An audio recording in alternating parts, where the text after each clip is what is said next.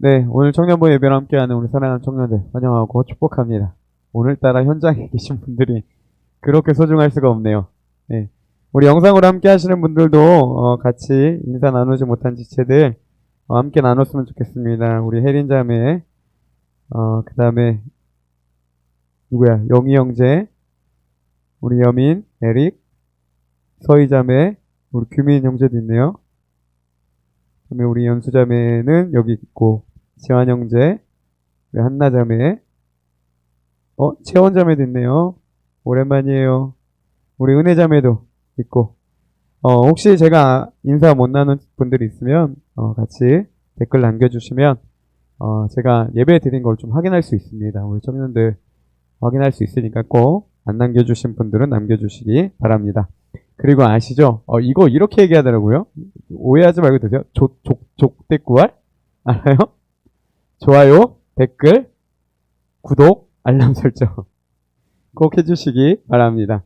이번 주에 한 명 구독자가 늘었더라고요. 우리 청년부 SNS를 위해서도 열심히 활동해 주시기 바랍니다.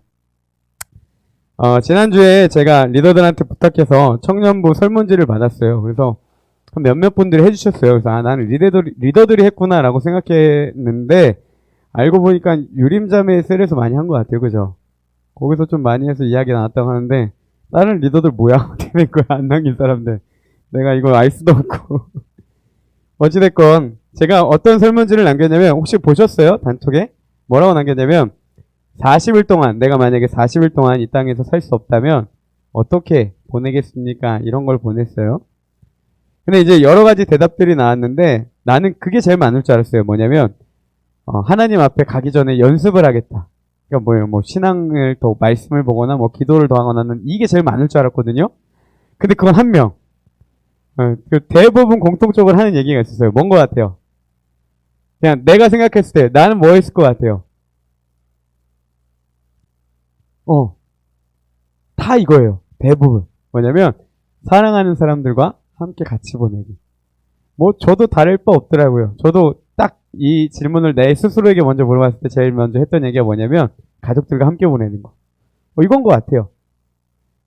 그렇지 않으세요? 뭐 혹시 다락방처럼 막 다미성교회처럼 주님 오신다 하얀 옷 입고 기다리시는 분 없으시죠? 네, 그런 것 같아요. 근데 이 얘기를 왜 물어봤냐면 여러분 예수님이 부활하시고 나서 방송실 이제 나오셔도 돼요. 부활하시고 나서 며칠 동안 이 땅에 계셨습니까? 아세요? 승천하시기 전까지. 방송실 나오세요. 괜찮아요. 예배 드리세요. 40일입니다. 그래서 제가 이 40일 동안 주어지면 무슨 일을 하겠냐라고 이렇게 질문을 했었어요. 예수님도 뭐 별다를 바가 없는 것 같아요. 여러분 3절에 보니까 뭐라고 되어 있냐면 40일 동안 그들에게 보이시며 라고 되어 있습니다. 여기서 그들은 뭘까요? 누굴까요? 맞아요. 2절에 보니까 그가 택하신 사도들에게 보셨다. 이렇게 되어 있죠. 그러니까 뭡니까? 예수님께서 그가 택하신 사도들 그리고 그를 따르는 무리들에게 40일 동안 찾아가시면서 보이셨다는 거예요. 그러니까 다시 말하면 이렇게 해석할 수 있죠. 40일 동안 예수님이 사랑하는 사람들에게 보이셨다. 이렇게도 해석할 수가 있을 거예요. 그리고 그들과 함께 하시며 하나님의 나라의 일을 말씀하셨다고 기록되어 있습니다. 근데 우리가 나눈 이 사랑하는 사람들과 함께 보내기와 조금 다른 점이 하나 있어요. 그들과 함께 하시며 예수님은 어떻게 하셨습니까? 하나님 나라의 일을 가르쳤다. 그러니까 말씀했다. 라고 기록되어 있습니다. 이 부분이 좀 다른 거죠. 근데 저는 이게 좀 의아했습니다. 예수님이 사랑하는 이들과 40일 동안 계시면서 뭐 했냐? 하나님의 나라의 일을 말씀하셨다는 거예요. 왜 이게 이상하냐면 여러분 보세요. 제자들은 3년 동안 예수님과 함께 하면서 그죠? 여러 가지 고난들을 겪었을 거예요. 그리고 만난 거예요. 그리고 또 한 가지 무슨 일이 있었습니까? 십자가에 달려 죽으셨죠. 여러분 우리는 부활을 다 알기 때문에 그냥 그랬지라고 생각하겠지만 제자들은 예수님의 유일한 소망이었어요. 그러니까 그분만 따랐죠. 근데 그분이 어떻게 됐습니까? 십자가에서 죽으셨죠. 왕이 되셔야 될 분이 죽으신 거예요. 그러니까 이 사람들이 잡고 있던 소망이 다 끊어져 버린 거예요. 그랬던 제자들에게 예수님이 찾아오신 겁니다. 몸도 마음도 영혼도 지쳐있던 예수님 제자들에게 예수님 찾아가셨어요. 그리고 나서 무슨 말씀을 하세요? 그들을 위로해주고 격려해주고 고생했다. 내가 다시 왔다. 이렇게 말씀하셔야 되는데 뭘 말씀하셨냐면 하나님 나라의 일을 말씀하셨다는 거예요. 그러면 제자들이 이전까지 하나님 나라의 일은 몰랐냐? 몰랐습니까? 아니에요. 예수님이 3년 동안 하신 게 뭐예요? 가르치시고 고치시고 하나님의 나라의 일을 전파하신 거예요. 그러니까 어떻게 보면 3년 내내 들었던 말이 뭐예요? 이 하나님의 나라의 일에 관한 일이었다는 거죠. 3년 내내 들었는데 예수님이 그 짧은 40일 동안 제자들에게 하신 게 뭐예요? 하나님의 나라의 일을 말씀하셨다는 거예요. 그 귀에 못이 박히도록 들었던 말을 또 듣게 된 거예요. 왜 그러셨을까라는 거죠. 오늘 말씀을 통해서 제가 두 가지를 살펴보려고 합니다. 그 이유에 대해서요. 첫째는 뭐냐? 여러분 왜 그토록 예수님이 또 하나님 나라의 일을 말씀하셨냐? 첫 번째 이유는 뭐냐면요. 하나님 나라에 대한 이해가 제자들은 부족했기 때문이라는 거예요. 제자들은 이 하나님 나라에 대한 이해가 부족했습니다. 그러니까 예수님은 40일 동안 사랑하는 자들에게 하나님 나라의 일을 또 말씀하신 거예요. 제자들이 6절에서 묻습니다. 뭐라고 묻냐면 주님, 주께서 이스라엘을 회복하심이 이때니까 이렇게 물어봐요. 그죠? 그때 왜 제자들이 이렇게 물었냐를 좀 알아야 돼요. 예수님은요 이스라엘을 회복하기 위해 오셨습니다. 이건 맞아요. 근데 제자들이 묻던 주님 이스라엘의 회복이 이때입니까? 라는 그 이스라엘의 회복과 예수님이 3년 동안 또 40일 동안 가르치신 이 이스라엘의 회복은 달라요. 먼저 예수님이 말씀하신 이스라엘의 회복입니다. 이스라엘의 회복은 뭐냐? 이제 그 땅에 메시아가 이스라엘을 통치하는 나라입니다. 그래서 이전까지 우리는 죄로 인해 사탄의 통치를 받았죠. 근데 예수 그리스도가 다시 오심으로 그 모든 저주를 끊으셨어요. 그리고 하나님의 통치를 받게 해주셨습니다. 그러니까 이스라엘을 회복하심이라는 말은 무엇이냐면 사단의 종로로 타던 우리를 회복하게 하셔서 하나님의 통치를 받게 하셨다는 겁니다. 이해되시죠? 그게 우리가 다른 말로 하면 구원받았다라는 거죠. 그죠? 그래서 우리가 죄에 억눌려 살았지만 이제는 죄 가운데서 자유함을 누릴 수 있어요. 누구로 인해서? 예수 그리스도로 인해서. 그리고 온전한 회복은 언제 이루어집니까? 주님 다시 오실 때. 우리가 흔히 말하는 천국. 슬픔과 아픔과 죽음과 고통이 없는 그곳을 우리가 가게 되죠. 그게 바로 뭐냐면 주님께서 말씀하신 이스라엘의 회복이에요. 근데 제자들이 이해했던 이스라엘의 회복은 무엇입니까? 제자들도 메시아를 기다렸습니다. 근데 그들이 생각한 메시아는 뭐였냐면요. 아마 많이 들어봤을 거예요.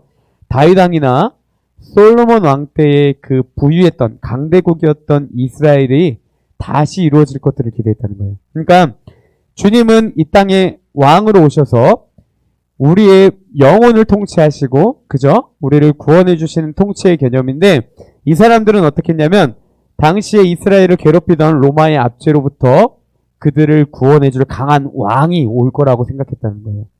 그러면 예수님은 어떻게 하셔야 돼요? 십자가에 달려 죽으시는 것이 아니라 이스라엘의 왕으로 오셔서 그들의 모든 적을 다 물리치시고 승리하시고 그들의 강대국으로 이끌어줘야 되는 거예요. 그러니까 이 차이를 아시겠죠? 예수님 우리의 영혼을 구원하기 위해 그리고 우리가 죄로 이끌려 살았던 우리를 통치하시기 위해 우리를 다스리시는 하나님이 왕으로 오시기 위해 오셨는데 제자들은 강대국을 만들기 위한 왕으로 기다렸다는 거예요. 결국 예수님이 말씀하신 이스라엘의 회복은 영적인 개념이고 제자들과 유대인들이 이해했던 메시아의 개념은 무엇이냐면 이 땅의 시각으로만 바라봤던 거예요. 그러니까 예수님이 심지어 죽으시고 부활하셨는데 계속 묻는 게 뭡니까? 언제 회복하실 거예요? 언제 왕으로 오실 거예요? 언제 오셔서 이스라엘을 강하게 만드실 거예요? 또 물어보는 거예요. 그러니까 예수님이 40일 동안 함께 계시면서 하셨던 말이 뭡니까? 하나님 나라의 일을 전했다는 겁니다.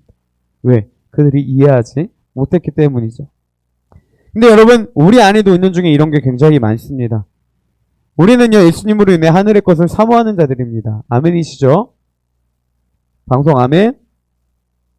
볼 거예요 30초 후에. 근데 많은 사람들이 뭐냐면 이 믿음을요, 자꾸 세상적인 삶으로만 해석해 버린다는 거예요. 무슨 말이냐면 하늘의 귀한 축복을 이 땅에서 어떻게 하면 편안하고 안전하고 성공하며 살아갈지만 자꾸 그것만 해석돼 버린다는 거예요. 그러고 보니까 똑같은 것 같습니다. 여러분, 우리가 고등학교 시절까지만 해도 하나님의 축복은 뭐라고 생각해요? 좋은 대학 가는 거, 좋은 점수 받는 거, 대학교에서는 좋은 데 취업하는 거, 그리고 그 이외에는요, 돈 많이 벌고 편안하고 좋은 직장 갖고 좋은 집, 차 갖고 누리는 것. 이게 하나님의 축복이라고 자꾸만 해석해버려요. 말로는 안 그러는데 삶이 그렇게 돼버려요. 저도 고3 때 나름 열심히 교회 생활했습니다. 저를 위해 기도해 주시는 분들 굉장히 많았어요. 제가, 여러분 요즘에도 야간 자율학습 해요? 하나? 우리 찬우 형제 해요? 요즘에도? 하죠? 나는 고등학교 2학년 때까지 야간 자율학습 딱 한 번 해봤어요. 궁금해서. 그것도 하다가 그냥 도중에 갔습니다. 1시간 하고, 이건 내가 할 게 아니다라고 생각하고 갔는데, 제가 고3 때는요, 한 번도 안 빼고 다 했습니다. 그러니까 공부를 하든 안 하든 했어요. 그리고 저를 위해 기도해 주시는 분도 굉장히 많았고, 저 교회에서 나름 열심히 했습니다. 그게 신앙인지 아닌지는 아니었던 것 같은데 어쨌든 열심히 했어요. 나름 괜찮았어요. 그래서 하나님을 향한 마음도 어느 정도 있었습니다. 그래도 꼴에 모태신앙이라고. 그렇게 해서 제가 어떤 생각이 들었냐면, 요 정도 하나님의 일도 하고, 내가 야자도 한 번도 안 빼놓고, 어쨌든 그 자리에 버텼고, 그러면 내가 생각하는 그 모의고사 나오는 그 기준보다는 조금 더 높은 대학에 갈 수 있지 않을까라는 생각이 있었어요. 근데 저 때만 해도 지금이야 뭐 거의 다 수시로 가지만 저 때만 해도 정시가 다였습니다. 근데 400점 만점에 제가 수능 점수가 몇 점이 나왔냐면 평균 모의고사 점수보다 100점이 떨어졌어요. 이해되세요? 400점 만점인데 100점 떨어지면 300점이죠. 내가 근데 300점 만점을 맞았겠냐고. 평소 때 있던 점수보다 100점이 떨어졌으면 갈 데가 없는 거예요. 이해가 되지 않았습니다. 왜요? 난 노력도 더 많이 했거든. 그리고 하나님이 일도 열심히 했거든요. 나를 위해 기도해 주시는 분도 많았거든요. 그러면 평타는 쳐야죠. 그렇지 않아요?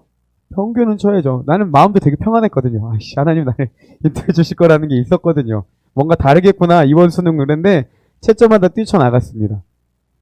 그리고 제가 지금도 생각하기 싫은 그 21살까지의 엉망인 삶이 계속해서 이어졌어요.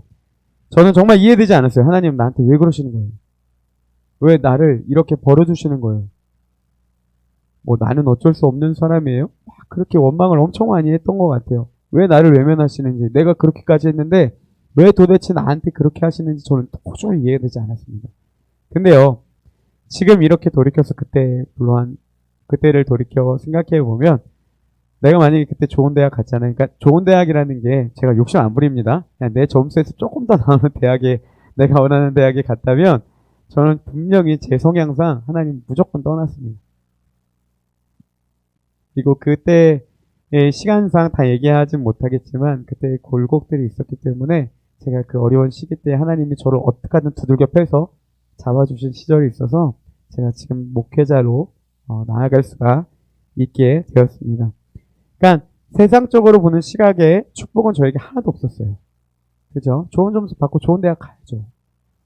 나를 위해 어떤 사람도 있었냐면요. 목숨 걸고 내가 너를 위해 기도한다는 사람도 있었어요. 그러면 적당히는 나와야죠. 이게 뭐예요? 저는 하나님이 축복이 제게 없다라고 생각했는데 돌이켜보니까 그게 축복이었더라고요. 예전에 한 2000년대 초반에 이 트리니티 피아노 연주곡이 굉장히 CCM계에서 유행하던 시절이 있었어요. 근데 이제 거룩하신 하나님을 이제 멜로디로 치다가 마지막에 멘트가 나오는데요. 이게 기가 막혀요. 제가 좀 뽑아왔습니다. 한번 읽어드릴게요. 큰 일을 이루기 위해 힘을 주십사 하나님께 기도했더니 겸손을 배우라고 연약함을 주셨습니다. 많은 일을 해낼 수 있는 건강을 구했더니 보다 가치 있는 일을 하라고 병을 주셨습니다. 행복해지고 싶어 부유함을 구했더니 지혜로워지라고 가난을 주셨습니다. 세상 사람들의 칭찬을 받고자 성공을 구했더니 뽐내지 말라고 실패를 주셨습니다. 삶을 누릴 수 있는 삶 그 자체를 선물로 주셨습니다. 구하는 것 하나도 주시지 않았지만 내 소원 모두 들어주셨습니다. 하나님의 뜻을 따르지 못한 삶이었지만 내 마음속에 진작에 포연 못한 기도는 모두 들어주셨습니다. 나는 가장 많은 축복을 받은 사람입니다. 이해되세요? 구한 것 하나도 이루어지지 않았습니다. 근데 그 사람이 끝에 뭐라고 이야기하냐면 나는 가장 많은 축복을 받은 사람입니다. 라는 거예요. 힘을 주십사 기도했더니 겸손을 배우라고 연약함을 주시고 사람들에게 칭찬받고 싶어서 성공을 구했더니 뽐내지 말라고 실패를 주셨다는 거죠. 근데 그 사람이 끝에 무슨 고백을 합니까? 내가 원하는 것, 구하는 것 하나도 들어주지 않았지만 하나님은 나에게 모든 기도를 들으셨고 나는 가장 축복받은 사람이라는 겁니다. 여러분 이 말이 이해가 되세요? 공감이 되시나요? 돼야 되는데 왜 이렇게 이야기했는지 아시겠죠? 여러분 저는 모르겠습니다. 이거 지웠다가 다시 얘기하는 건데 오해하지 말고 들으셨으면 좋겠어요. 지금 코로나가 한 2년 넘게 계속 진행되고 있잖아요. 그렇죠? 제가 수련회를 준비하면서 들었던 마음 중에 하나가 뭐였냐면요. 코로나와 하나님 만나는 사이에 갈등한다면 나는 그래도 하나님 만나는 게 맞다고 생각했습니다. 그래서 그때 막 한참 엄청 올라왔잖아요. 제가 이렇게 좀 조사도 해봤거든요. 우리가 1월 달에 그때 평균 코로나 인원들이 7,000명이었는데 저희가 수련할 때 한 5만 명이 나왔더니 10배가 팍 뛰어버더라고요. 끝나니까 더 뛰었죠. 그때 20만 명이 넘었죠. 근데 제가 그때 계속해서 그래도 나오라고 했던 이유 중에 하나는 뭐냐면 나는 하나님 만나는 게 더 중요하다고 생각했어요. 여러분, 코로나가 두려운 것보다 하나님 못 만나는 게 저는 더 두렵다고 생각하거든요. 그래서 많은 교회들이 다 그만두는 그 수련회 끝까지 했습니다. 우리도 걸렸잖아요, 솔직히. 한 2-3명 나왔는데 나는 그래도 그게 맞다고 생각했어요. 그러면서 무슨 생각이 들었냐면 이 말이 걸리시는 분들은 죄송합니다. 그냥 제 생각이에요. 하나님 만나려면 그까짓 그 값을 지불하더라도 나는 만나는 게 중요하다고 생각합니다. 제가 이렇게 이야기하는 그 가치관의 기준을 조금 이해하시겠습니까? 우리의 신앙은요, 어디를 보고 있냐는 거죠. 제자들은 예수님 다시 오셨을 때 뭐라고 했어요? 이제 우리의 영혼을 구원하신 예수 그리스도, 약속대로 오신 그분을 향해서 우리를 구원하신 감격이 있어야 되는데 이들은 뭘 기다렸냐? 언제 왕으로 올라갔을 거예요? 언제 이제 우리나라가 강해지겠습니까? 이것만 따졌다는 겁니다. 크리스찬이 되면 코로나가 뛰어넘을 것 같습니까? 좋은 평탄한 삶들이 이루어질 것 같습니까?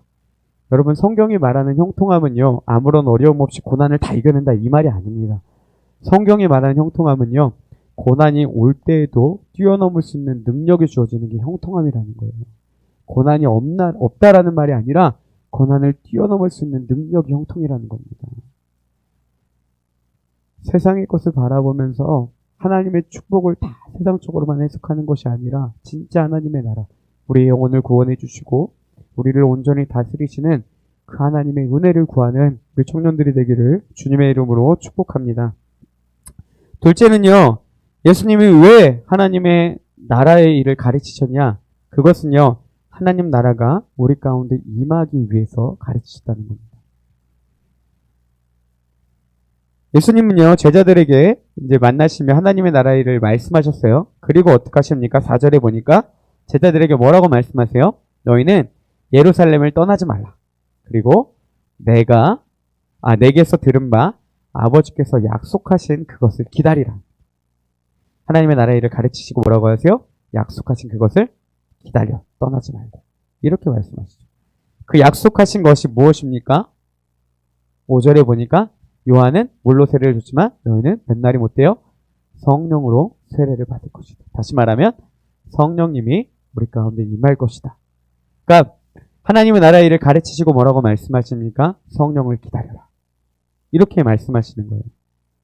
그래서 제자들은요, 2장의 첫 자리에 보면 일단은 이 이후로 사도들을 더 세우고 그 다음에 어떻게 합니까? 다락방에 모여서 기도합니다.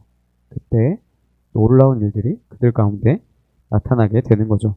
성령님이 임하시자 어떻게 바뀝니까?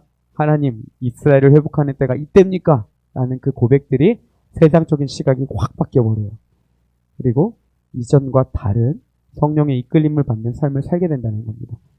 여러분, 이스라엘의 회복이 이거예요. 하나님의 임재가, 하나님의 통치하시는 게 어떻게 주어집니까?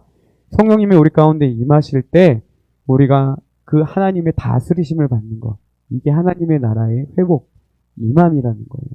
그러니까 주님이 뭐라고 말씀하세요? 가르치시고 뭘 기다려라? 약속하신 성령을 기다리라는 겁니다. 그게 우리 가운데 임하면 진짜 하나님의 나라가 우리 안에 임하게 된다는 사실입니다. 그래서 예수님도 뭐라고 말씀하세요? 내가 떠나는 것이 너희에게 유익이다. 왜요? 내가 떠나야 보혜사 성령, 내주하시는 성령님을 너희에게 주신다는 겁니다. 이번 포인트가 여기 있습니다. 우리가 어떻게 하나님의 뜻대로 살아갈 수가 있습니까? 하나님의 뜻대로 살 수 있는 하나님의 통치하심을 어떻게 받을 수 있어요? 바로 성령 하나님께서 우리 안에 내주하실 때, 우리 안에 임하실 때 가능하고 거룩하고 구별된 삶을 살 수 있다는 겁니다. 이거에 대한 구체적인 표현이요, 8절에 나타납니다.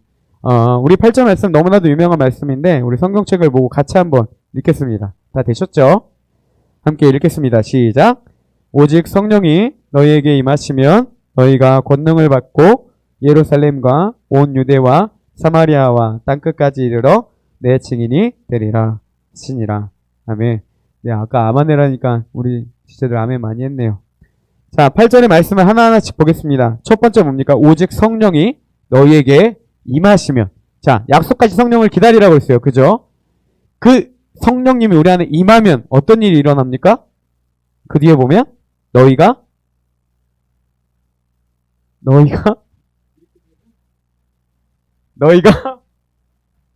네, 고맙습니다. 권능을 받고, 자, 다시 말하면 능력을 받는다라는 거예요. 특히 이 권능이라는 말은요, 두나미스라는 헬라어를 쓰고 있습니다. 여러분, 다이너마이트라고 잘 아시죠? 자, 다이너마이트라는 말이요, 이 두나미스에서 파생된 어원 말입니다. 그러니까 다시 말하면 뭡니까? 이 권능은요, 폭발적인 능력을 가진 권능이 우리에게 주어진다라는 거예요. 성령 하나님이 우리에게 임하시면 우리에게 능력을 주어지는데 그 능력은 폭발적인 능력을 갖고 있다는 겁니다. 그러면 그 능력이 무엇이냐는 거예요. 계속해서 보겠습니다. 권능을 받고 예루살렘과 온 유대와 사마리아와 땅끝까지 이르러 내 증인이 되리라 하시니라. 다시 말하면 무슨 말이에요? 성령님께서 우리 안에 임재하시면 우리가 그 폭발적인 능력이 주어지는데 온 땅에 이르러 뭐가 된다? 증인이 된다. 라는 것입니다. 그게 성령님의 능력이라는 거예요. 다시 말하면 하나님의 통치하심을 받는 하나님의 백성인 사람들이 어떤 능력을 주어집니까? 증인된 능력이 나타난다는 거예요. 자, 이 증인은요, 두 가지로 볼 수 있어요. 첫 번째로 증인은 어떤 사람이냐? 직접 체험한 사람이 증인이에요.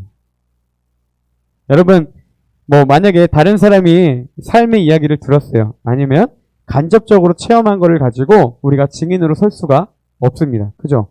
예를 들면 둘이 싸웠는데 난 보지 못했어요. 저기 승규 형제한테 들었어요. 그걸 가지고 내가 법정에서 증인으로 설 수가 있겠습니까? 안 되는 거예요. 증인은 직접 목격한 자라는 거예요. 여러분, 사도가 그것입니다. 예수님을 직접 목격하고 예수님의 가르침을 받은 사람들만이 사도의 직을 감당할 수 있었어요. 그 중에 한 사람인 사도 요한은요, 요한일서 1장 1절에 이렇게 표현합니다. 제가 읽어드릴게요.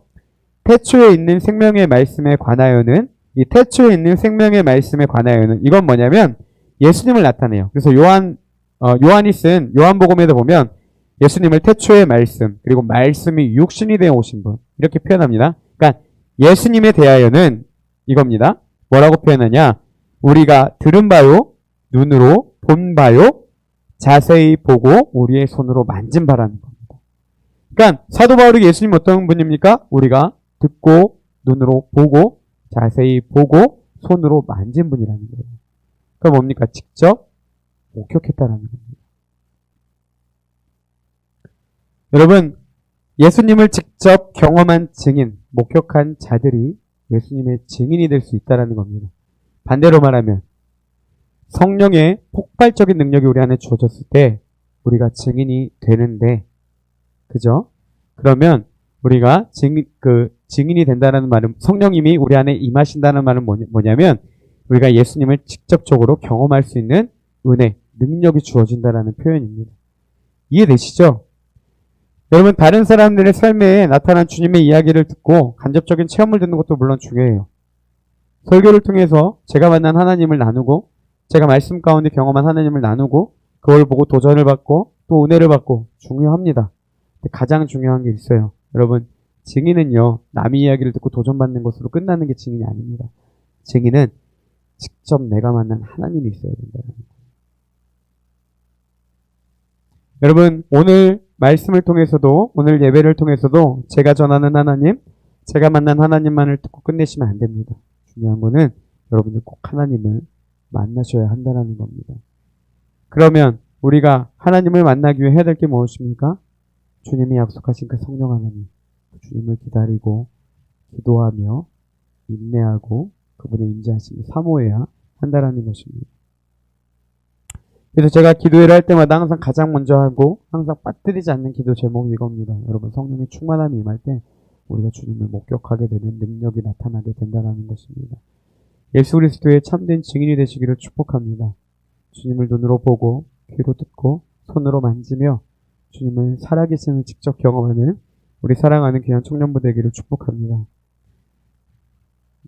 그리고 또 한 가지, 또 한 가지, 예수 그리스도의 증인됐다라는 것은 무엇이냐면요, 예수님의 살아계심을 증명하는 자들이라는 겁니다. 이해되세요? 그 사건의 팩트, 진짜를 누구를 통해 알 수 있는 겁니까? 증인의 증언으로 알 수 있는 것처럼 우리가 증인됐다라는 말은 무엇이냐면 예수님의 살아계심을 증명한다라는 것입니다. 보이지 않는 하나님, 살아계시지만 느껴지지 않는 하나님을 어떻게 증명할 수 있겠습니까? 우리의 삶으로 증명해야 된다는 거예요. 여러분, 8절을요, 원어적으로 직역하면 이런 뜻입니다. 성령이 임할 때 너희는 성령을 받게 될 것이다. 그러면 너희는 증인이 될 것이다. 증인이 될 것이다. 우리말로는 어떻게 번역됐습니까? 증인이 되리라 하시니라. 그죠? 그리고 NIV 성경을 보면요, 제가 영어를 잘 못하는데 will be my witness라고 되어 있습니다. 그러니까 무엇입니까?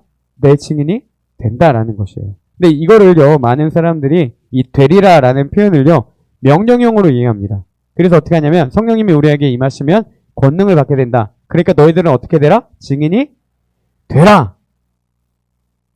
나가서 하나님의 말씀대로 사십시오. 이렇게 제가 명령하는 것처럼 들린다는 거예요. 근데 이 표현은요, 원어적으로 보면 그런 명령형의 표현이 아닙니다. 이 표현을 원어적으로 보면 어떻게 되냐면, 잘 들어보세요. 미래, 능동태, 직설법으로 표현했습니다. 무슨 말인지 이해됐어요? 아멘?